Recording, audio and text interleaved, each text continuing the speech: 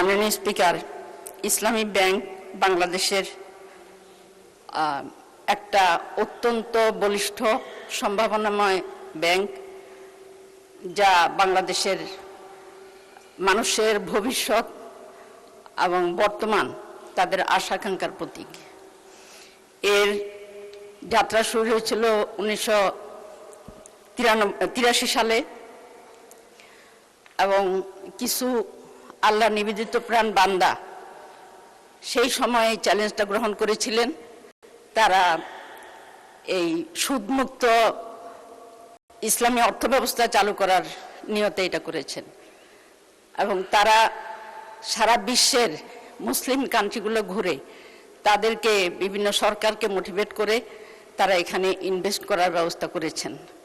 তারা এখন আল্লাহর দরবারে চলে গিয়েছেন, কিন্তু তারা যে সফল উদ্যোগটা নিয়েছিলেন সেটা মহিরু আকার ধারণ করেছে। বর্তমানে বাংলাদেশে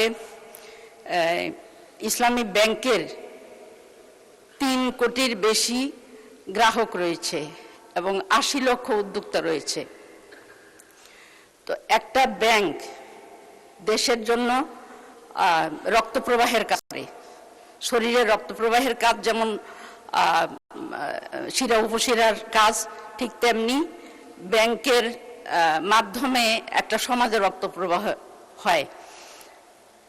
সেই ব্যাংকটাকে ধ্বংস করার জন্য সেই ইসলামী ব্যাংক ব্যবস্থা, যেখানে বিশ্বে নন্দিত এবং বাংলাদেশে আপামর জনতা, হিন্দু, মুসলিম, বৌদ্ধ, খ্রিস্টান সবার কাছেই এটা নন্দিত, কিন্তু সবার আস্থার প্রতীক, কিন্তু সেই ব্যাংকটাকে ধ্বংস করে এই দেশের অর্থব্যবস্থাকে ধ্বংস করার জন্য নীল নকশা করা হয়েছিল, বিগত ফ্যাসিস্ট সরকার করেছিল।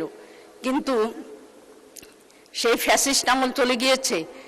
তারপরে ব্যাংকটা যখন ঘুরে দাঁড়ানোর চেষ্টা করছে, তখন শুরু হয়েছে আরেকটা নতুন ষড়যন্ত্র।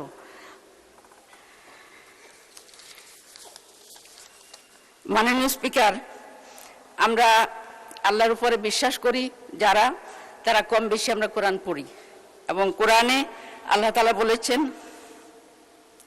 ওয়ালা তাআওয়ানু আলাল ইসমি ওয়াল উদওয়ান, তোমরা অন্যায়, অবৈধ এবং বাড়াবাড়ির কাজে পরস্পরকে সহযোগিতা করো না।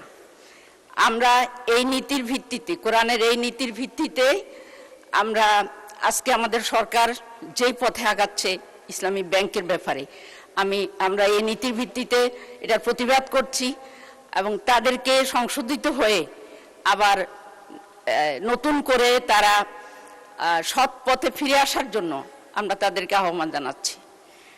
এই জন্য আমি বলবো যে ব্যাংকটা যেভাবে চলছিল, অর্থাৎ তার যেই সুষ্ঠু নিয়ম নীতি ব্যবস্থাপনা, তার উপরে ব্যাংকটাকে ছেড়ে দেওয়ার জন্য এবং ব্যাংকের উপরে অযাচিত হস্তক্ষেপ না করার জন্য। কারণ এই দেশের মানুষ অন্যায় সহ্য করে, কিন্তু বেশি দিন না। এই দেশের মানুষ প্রতিবাদ করতে জানে এবং সেই প্রতিবাদটা তারা দেখিয়ে দিয়েছে 24 অগাস্টে। এখন যদি ইসলামী ব্যাংককে তার পথে চলতে দেওয়া হয় এবং তার যেই নীতিমালা রয়েছে সেই নীতিমালার ভিত্তিতে যদি পরিচালিত হয়, তাহলে দেশ যেমন রক্ষা পাবে, জাতি উন্নত হবে এবং সরকারও রক্ষা পাবে। এই জন্য আমি সরকারের সুমতির আবেদন করছি, সুমতি আকর্ষণ করছি। তো আল্লাহ তাআলা আমাদের সবাইকে সঠিক পথে পরিচালিত হওয়ার তৌফিক দান করুন, এই বলে আমি আমার বক্তব্য শেষ করছি। ধন্যবাদ।